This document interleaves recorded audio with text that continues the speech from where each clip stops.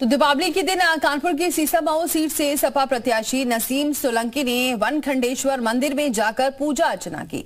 दीपावली के दिन दिए भी जलाए, जिस पर विवाद खड़ा हो गया है। वहीं जी मीडिया ने वनखंडेश्वर मंदिर के मुख्य पुजारी से खास बातचीत की है। क्या कहा है उन्होंने, ये भी आपको सुनवाते हैं। कानपुर का एक फेमस बाबा भोलेनाथ का मंदिर वनखंडेश्वर मंदिर, दीपावली के दिन सीसामऊ विधानसभा की प्रत्याशी समाजवादी पार्टी जो है नसीम सोलंकी अपने समर्थकों के साथ यहाँ पर आती है, दीपक जलाती है और बाबा भोलेनाथ पे जलाभिषेक करती हैं। फिलहाल इसको लेके फतवा भी जारी हो गया है और तमाम जो मुस्लिम संगठन है वो इसका विरोध भी कर रहे हैं कि इनको बाइकआउट कर देना चाहिए। मंदिर के पुजारी हमारे साथ मौजूद हैं, पहले हम भोले बाबा के दर्शन कराएंगे। देखिए ये बाबा का शिवलिंग है और इसी शिवलिंग पर यहाँ पर उन्होंने दीपक जलाया, उसके बाद में यहाँ पर जलाभिषेक किया, जिसको लेके तमाम राजनीतिक गलियारों में सरगर्मियाँ बढ़ गई हैं। तमाम इसको लेके बयानबाजी भी हो रही है। मंदिर में एक मुस्लिम का आना कितना सही है और कितना गलत है, क्या वोट बैंक बढ़ाने के लिए नसीम सोलंकी यहाँ पे आई थी, इसको जानने के लिए मंदिर के पुजारी हमारे साथ मौजूद हैं, उनसे बात करते हैं। पंडित जी, कितना सही है अंदर आना मंदिर के अंदर मुसलमानों का? अब धर्म अपना अपना है, उनके धर्म में कोई जलाभिषेक तो है नहीं। अरे तो निकले ना क्या? हिंदू समाज जलाभिषेक, पूजन अर्चना, दीप जलाना और अमावस्या का पर्व मंदिर में सभी भक्त आते हैं, दीप जलाते हैं, घर में पूजन करते हैं, मंदिर में पूजन करते हैं। इरफान सोलंकी के पिताजी कभी नहीं आए मंदिर, इरफान भी कभी मंदिर की दहलीज नहीं चले, आते रहे, बाहर ही खड़े रहते रहे। बगैर समाज को बांटने वाला कार्य उनकी पत्नी कर रही हैं। कभी उन्होंने जल चढ़ाया नहीं, कभी शिवलिंग के दर्शन किए नहीं, और ये राजनीतिक लगा करके मंदिर को बदनाम कर रही हैं। इसका अच्छा संकेत समाज में नहीं जाता है। ये सामाजिक लोग हैं नहीं, और यदि सामाजिक हैं भी तो इनको ध्यान में रखना चाहिए कि हमारा धर्म क्या है, हिंदू धर्म क्या है, हिंदू धर्म की परिभाषा क्या है। और चोरी छुपकर आई और चुपचाप जलाभिषेक किया, दीप जलाए। हम लोगों को जानकारी भी मंदिर को नहीं थी, और जो भी मंदिर में मान लीजिए शुद्धिकरण का भी वातावरण बनाया जाएगा। समिति द्वारा इस बात को चर्चा होगी और समिति जैसा निर्णय लेगी वैसा कार्य हम लोग करेंगे। चर्चा करते हमारे साथ जुड़ चुके हैं मौलाना मुफ्ती शहाबुद्दीन रिजवी बरेलवी, राष्ट्रीय अध्यक्ष ऑल इंडिया मुस्लिम जमात से हैं। बहुत स्वागत है सर आपका हमारे साथ जुड़ने के लिए। धर्मेंद्र गिरी महाराज जी जुड़ चुके हैं, हिंदू धर्मगुरु हैं। बहुत स्वागत है महाराज जी आपका भी हमारे साथ जुड़ने के लिए। और साथ ही प्रवीण पांडे भी हमारे साथ जुड़ चुके हैं कानपुर से। सबसे पहले मैं रुक करती हूँ मौलाना मुफ्ती जी का। मौलाना मुफ्ती जी, आपने तो फतवा जारी कर दिया है, ये तो उनकी मर्जी है कि अगर वो मंदिर जा रही हैं तो आपत्ति क्या है? देखिए, शरीयत के दायरे में हर मुसलमान रहता है। इस्लाम ने अपने अनुयायियों को अपने एक दायरे में रहने के लिए उसूल और ज़ाब्ते बनाए हैं, और अगर कोई शख्स पुरुष हो या महिला हो, अगर वो उसूल और ज़ाब्तों का उल्लंघन करती है, दायरे के खिलाफ जाती है, तो वो शरीयत की नजर में मुजरिम है। तो जब उसने जुर्म कर लिया, चाहे जाने में या अनजाने में जुर्म किया है, तो वो शरीयत की गिरफ्त में है, तो शरीयत का जो हुक्म है वो उस पर लागू किया जाएगा। मैं आलिम दीन हूँ, मेरा काम है शरीयत के मसाइल बताना। कोई भी मुझसे पूछेगा तो मैं जो कुरान और हदीस में है, जो उसके उसूल हैं, वो मैं बताऊंगा। चाहे कोई भी शख्स उसका उल्लंघन करे तो वो मुजरिम होगा, कटघरे में खड़ा होगा, शरीयत के नजर में गुनहगार होगा, और जो उसके उसूलों का उल्लंघन करेगा उसकी भी सजा यही होगी। तो जैसा कि आपके यहाँ चैनल पे दर्शाया गया, बताया गया कि ये खातून ने वहां मंदिर में जा करके पूजा अर्चना की है, जलाभिषेक चढ़ाया है, जो भी एक्सजेड उन्होंने अपने उमूर अंजाम दिए हैं। तो ये इस्लाम इन तमाम चीजों को नाजायज और हराम करार देता है। इस्लाम मूर्ति पूजा के खिलाफ है, और यही तो बात है कि पैगंबर इस्लाम सल्लल्लाहु ताला अलैहि वसल्लम ने जब मक्का शरीफ में ये ऐलान किया और कहा कि तुम लोग एक खुदा को पूजो, और ये बहुत सारे जो खुदा को पूजते हो इनमें से तो फिर उनका विरोध किया वहां, यानी आप इसका विरोध कर रहे हैं। ठीक है, आप बने रहिए हमारे साथ। प्रवीण का जरा रुक लेते हैं। प्रवीण, अभी हमने सुना जो पुजारी हैं, आप उनसे बातचीत कर रहे थे, वो भी इसका विरोध करते हुए नजर आ रहे थे कि कभी इरफान सोलंकी नहीं गए, उनके पिता नहीं गए, उसके बावजूद भी ये पहुंची और उन्होंने पूजा अर्चना की नसीम। लेकिन फिर उनको पूजा अर्चना कैसे करने दिया गया, क्यों इजाजत दी गई जब इतनी आपत्ति थी? तो जी बेशक, चूंकि जब पुजारी से हमारी बातचीत हुई है तो उनका साफ तौर पे कहना था कि जिस वक्त वो मंदिर में दाखिल होती हैं अपने समर्थकों के साथ में, उस समय मैं मौजूद नहीं था। ऐसे में वो चुपचाप अंदर आती हैं, पूजा अर्चना करती हैं और यहाँ से चली जाती हैं। इसको लेके मंदिर समिति में भक्तों में भी काफ़ी रोष है। पंडित जी हमारे साथ हैं, इनसे जान लेते कि जिस समय इरफान की पत्नी नसीम सोलंकी अंदर आई थी, उस समय ये मौजूद थे कि नहीं थे, क्या माहौल? पंडित जी, समय नसीम सोलंकी अंदर आती हैं तो क्या उनको प्रवेश करने दिया गया, कोई रोका टाकी नहीं की गई? क्यों? नहीं, किसी भी प्रकार की कोई रोका टाकी नहीं हुई। एक्चुअली अमावस्या का दिन था, सभी लोग अपने घर में भी पूजन करते हैं, फिर मंदिर आते हैं। तो एक्चुअली हम भी अपने घर चले गए थे पूजन करने, सामने थे ही नहीं, तो किसी भी ब्राह्मण, कोई ब्राह्मण था नहीं, और वो अपना दीप जला गई यहाँ पे और अपने जलाभिषेक कर गई, है ना। बगैर कभी भी इरफान सोलंकी मंदिर ग्राउंड तक तो आए हैं, बगैर गर्भगृह के पास कभी आए ही नहीं। और ना ही उनके फादर, क्या उनका नाम नहीं याद आ रहा, हाजी मुश्ताक सोलंकी, जब भी आए उन लोगों ने बड़ी साफ सुथरी राजनीति करी और आगे अपना कार्य चला। सवाल ये भी कि जैसे नसीम सोलंकी आई हैं तो क्या इलेक्शन के समय 2022 में इरफान सोलंकी मंदिर में दर्शन करने आए थे कि नहीं आए थे? नहीं, कभी नहीं आए थे, कभी नहीं आए थे। वो अपना रोड पे ही रहते थे या ग्राउंड के उस तरफ रहते थे, पर मंदिर कभी नहीं आए अंदर। एक मंदिर में हमने अभी वो देखो शिलापट देखा जिसमें इरफान सोलंकी लिखा है और बताया 48 लाख और 50 मतलब लगभग 50 लाख का रेनोवेशन के लिए पैसा भी दिया उन्होंने, ये कितना सही है? अरे आपने तो वोट पत्थर देखा ही है। माननीय मुख्यमंत्री जी योगी आदित्यनाथ जी, नीलकंठ तिवारी जी, सत्यदेव पचौरी जी, सांसद जी, ठीक है, इनका भी तो नाम दर्ज है। आपने एक बात सही कही कि रेनोवेशन के लिए पैसे दिए वो मंजूर है, लेकिन पूजा अर्चना मंजूर नहीं है, ये भी निकलकर सामने आया। धर्मेंद्र गिरी जी, कैसे देख रहे हैं आप इस पूरे प्रकरण को? जो कभी जब इरफान सोलंकी पूजा करने नहीं गए, कोई नहीं गया, अचानक से वो पहुंच गई नसीम जी, इसको आप कैसे देखते हैं? देखिए, पहले तो नसीम सोलंकी को वहां के जो मुख्य पुजारी या जो भी पुजारी वहां मौजूद रहे होंगे उनसे आज्ञा लेनी चाहिए थी। उनका पहले उनके ऊपर जल के छींटे मारकर उनको पवित्रता का एक पैगाम देते, उसके बाद उनको अधिकार होता कि वहां वो जल अभिषेक कर सकते हैं।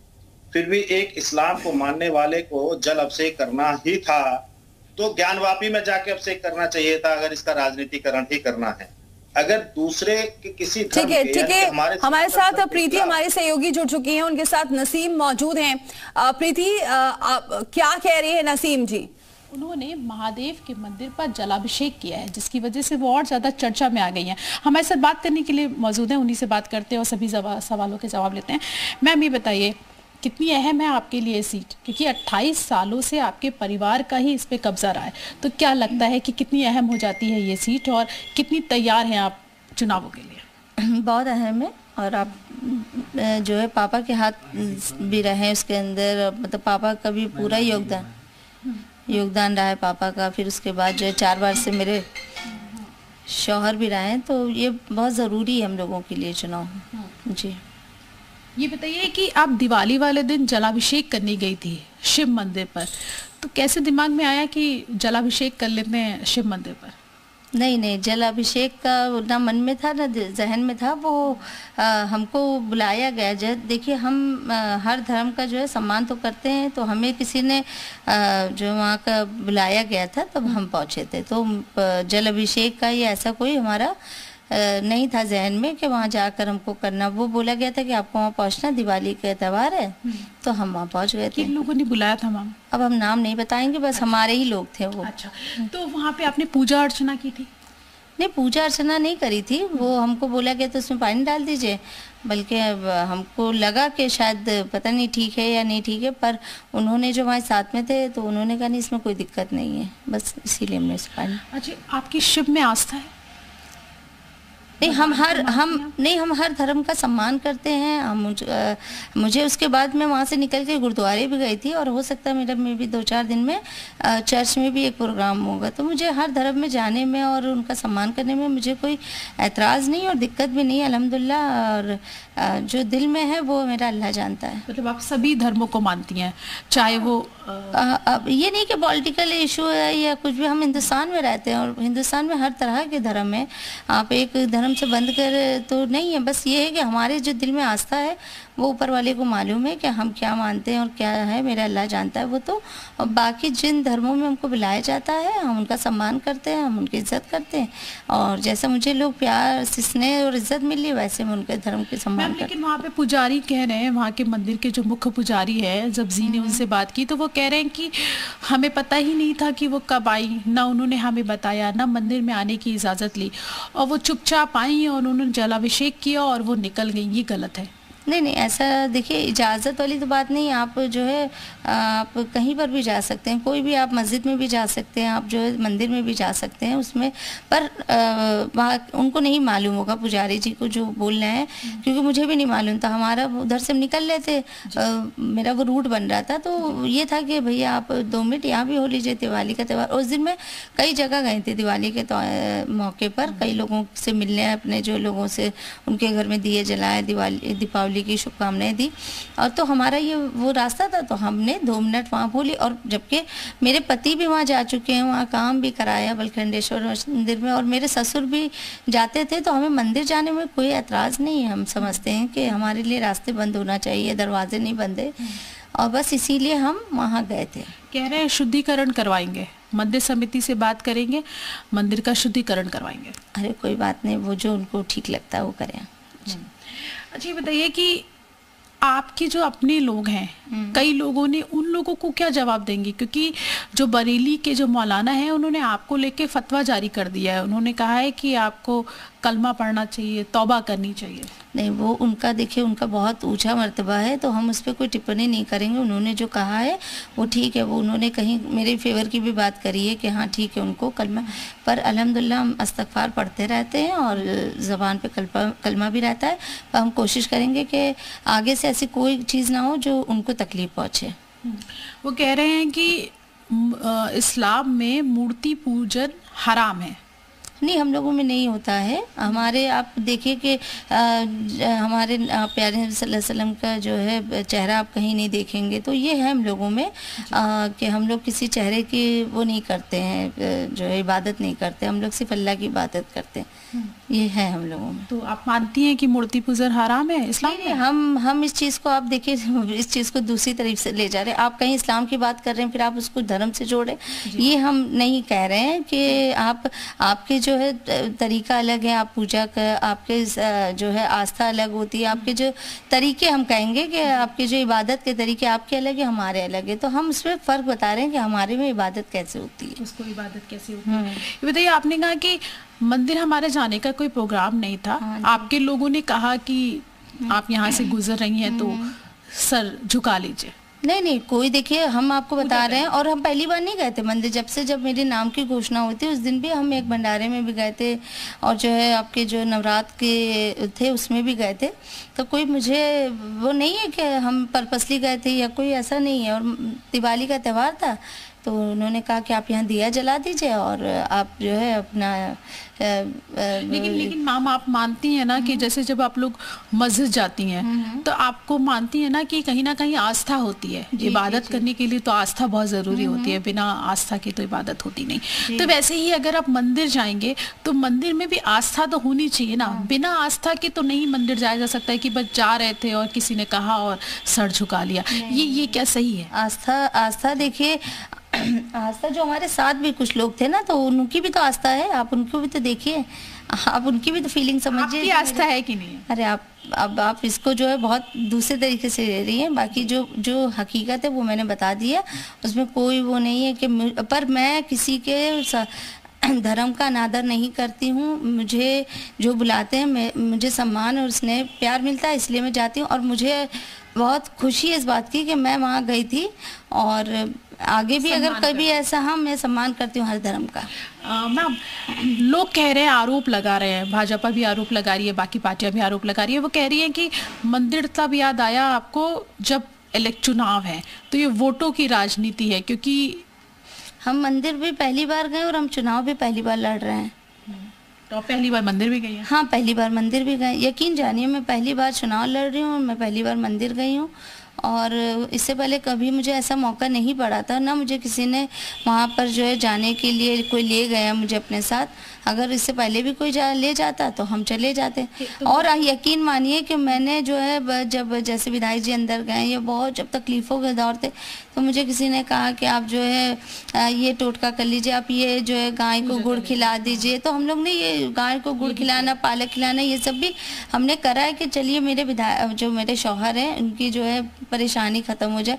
तो वो एक आस्था का विषय अलग होता है। हमारे दिल में क्या है वो बिल्कुल, मतलब जब हम जानते हैं कि हमारे दिल में क्या है। वोट बैंक की राजनीति है। अब वोट बैंक की तो जो बहुत सी बातें हैं लोग कहेंगे भी, पर ये नहीं है। आप देखिए, बात उस पर होनी चाहिए, विकास की भी बात होनी चाहिए कि सीसामऊ में कितना काम हुआ है, इस पर कोई बात नहीं कर रहा है। हम देख रहे हैं कि कल से सिर्फ एक ही बात हो रही है, आप निकलिए क्षेत्र में चलिए, 2 साल से कोई काम नहीं हुआ, पर ठीक है विधायक जी नहीं थे, आप उसके ऊपर कोई बात ही नहीं करना चाह रहा। बिल्कुल इस चीज़ को, पॉइंट को घुमा दिया गया। तो मेन तो जब इलेक्शन होता है ना, हाँ, डेवलपमेंट मेन होता है, सबसे बड़ा मुद्दा डेवलपमेंट। नसीम सोलंकी को आप सुन रहे थे, एक्सक्लूसिव हमारी सहयोगी प्रीति उनसे बातचीत कर रही थी, जिन्होंने ये साफ तौर से कहा कि वो दिवाली वाले दिन वहां से गुजर रही थी। किसी ने उनसे कहा आने के लिए कि दीपक जला दें, तो दीपक जला दिया। किसी ने कहा जल चढ़ाने के लिए, जल चढ़ा दिया। सभी धर्मों का वो सम्मान करती है। मौलाना जी हमारे साथ जुड़े हुए हैं, जिन्होंने फतवा जारी किया है। मौलाना मुफ्ती जी, अब क्या कहेंगे आप? वो कौन लोग हैं जो उन्हें जबरदस्ती लेकर जा रहे हैं? ऐसे में तो उनका साफ तौर से यही कहना है कि किसी ने कहा तो उन्होंने दीपक जला दिया, किसी ने कहा तो जल चढ़ा दिया। देखिए, उन्होंने साफ तौर पर अपनी गुफ्तगू में फतवे को तस्लीम किया और फतवे का एहतराम भी किया, और उन्होंने हमें यकीन दहानी भी कराई कि आइंदा हम इस तरह का कोई अमल, कोई कार नहीं करेंगे। अगर कोई रुजू कर ले, यानी अपनी गलती मान ले, उसको एहसास हो जाए, तो उसको माफ कर देना चाहिए। और उन्होंने एक तरीके से तौबा भी कर ली। और अब वो लोगों की बारी है जो लोग उनके साथ में थे, अगर वो मुसलमान हैं और उन्होंने कहा था कि इस तरह का अमल आप करें, तो उन पर भी तौबा वाजिब है, उनको तो भी तौबा। मौलाना जी, आप पता लगाएंगे कि ये कोशिश करेंगे कि उनके साथ में कौन था जिन्होंने ऐसी कोशिश की है? क्योंकि ये तो अभी पहली बार, ऐसे तो आगे भी हो सकता है, क्योंकि कहा जाता है वोट बैंक के लिए ऐसा किया जाता है। हाँ, देखिए, सियासी मामलात में लोग इस तरह का अमल करते हैं, और जो प्रत्याशी होता है उसके इर्द गिर्द जो हिंदू है या मुसलमान है, हर तरह के लोग होते हैं, और वो उसको तरह तरह की बातें समझाते हैं, तरह तरह के काम बताते हैं। तो इसके बावजूद भी उसको, मतलब आपने कहा उन्होंने तौबा कर लिया, उसको आप मंजूर करें। धर्मेंद्र गिरी जी, अब आप क्या कहेंगे? उन्होंने तो साफ तौर से कह दिया नसीम जी ने कि उन्हें किसी ने बोला तो उन्होंने दीपक जला दिया, लेकिन मंदिर भी गई, वो पूजा अर्चना भी कर ली, पुजारी को पता भी नहीं लगा। अब इसको लेकर आपकी क्या राय है? उन्होंने तो तौबा भी कर लिया। देखिए, हमने अभी नसीम सोलंकी को सुना भी, और ये भाव प्रकट हुआ है कि उन्होंने अपने शौहर के लिए जो पहले से टोट के गाय को गुड़ खिलाना, कहीं दीपक जलाना, ये सब पहले भी वो कर चुके हैं। इसका मतलब उनकी आस्था है। लेकिन जो अभी जलअफजाई करने की बात आई है, ये एक राजनीतिकरण का मुद्दा है, और इसको सभी लोग जानते हैं। अभी मौलाना बोल रहे हैं कि हमारे जो पूजा करना है हमारे यहाँ हराम है, तो आपके यहाँ हराम है, तो पूजा आज से नहीं हो रही है इस सृष्टि में। पांडवों के काल से बहुत सारे मंदिर ऐसे हैं जहां आप लोगों ने भी पूजा की थी।